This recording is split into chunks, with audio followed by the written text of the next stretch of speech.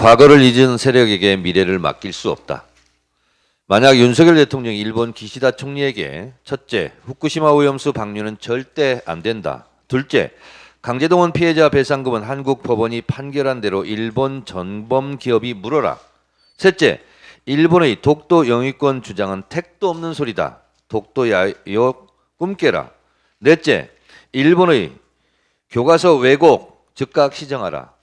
다섯째, 일제 불법 침략 인정하고 진정성 있게 사과하라. 고!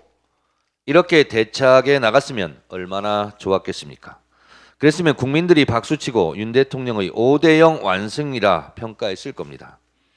그러나 예상한 대로 0대5 또다시 완패했습니다. 후쿠시마 오염수 방류 문제는 검증단도 아닌 양국 시찰단으로 봉합되어 시찰단이 오히려 면죄부를 주는 들러리로 전락해 병풍 노릇만 하게 됐습니다. 사실상 오염수 방류, 방조 아닙니까? 강제동원 피해자 문제는 기시다 총리의 반성과 사과 없이 어려운 환경, 슬픈 경험, 가슴 아프게 생각 등의 개인적 연민과 동정으로 퉁쳤습니다.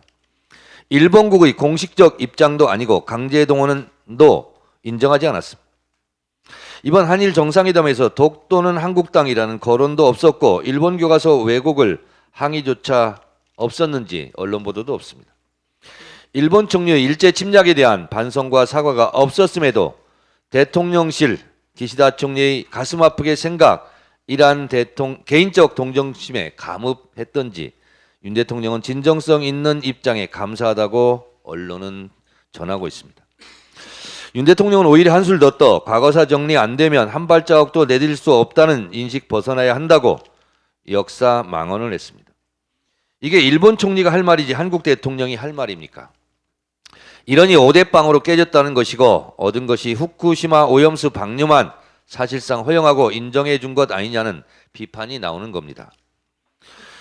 역사는 과거와 현재의 끊임없는 대화의 연속이고 과거사가 현재와 끊어질 수 없는 문제입니다. 왜냐? 과거의 고통이 과거에 끝나지 않았고 현재도 이어지고 있는 고통이기 때문에 그러합니다. 역사를 잊은 민족에게 미래가 없고 과거를 두려워하는 세력에게 미래를 맡겨서는 안 된다는 분명한 이유입니다. 윤 대통령님, 우리나라는 일본국의 가해자가 아니고 피해자고 채무자가 아니라 채권자입니다. 왜 우리가 피해자고 채권자인데 우리의 권리와 주장을 당당하게 못하고 일본에게 절절맵니까? 이건 외교가 아니라 외교입니다. 오늘의 대한민국은 과거의 대한민국이 아닙니다. 일제시대 힘없는 나라도 아니고 7, 80년대처럼 일본이 동경의 대상, 선망의 대상도 아닙니다. 대한민국은 한때 무역량에서도 전 세계 7위를 기록했고 일본에 뒤지지 않습니다. 군사력도 세계 6위로 일본에 밀리지 않습니다. 다른 건 몰라도 적어도 외교는 아무것도 하지 않는 것이 오히려 낫겠습니다. 이러다 나라 팔아먹는 것 아니냐고 국민들이 불안해하고 있습니다. 대통령 취임 1주년입니다. 야당 탄압 정치 실종, 검찰 독재, 경제 폭망, 외교 참사, 김건희 여사 주가 조작 의혹 수사 회피. 이게 1년간 난무했던 단어들입니다.